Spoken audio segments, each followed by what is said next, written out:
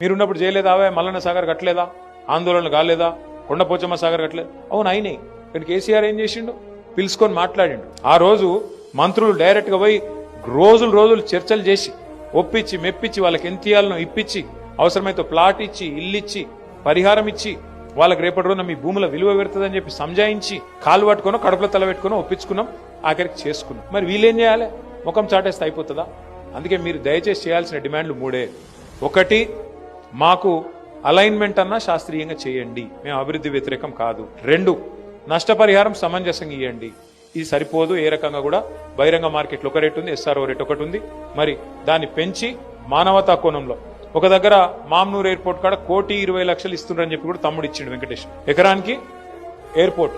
1,20,00,000 ఇస్తారు మరి మీ దగ్గర ఎందుకు ఇవ్వద్దు అనేది మీ ప్రశ్న అవన్నీ కూడా లాయర్లకు ఇవ్వండి అదే చెప్తుంది ఎందుకు చెప్తున్నా అంటే వాళ్ళు ఇంటూరు కాబట్టి ఇగో మన తెలంగాణ భవన్ గా దీని పేరు ఇప్పటి నుంచి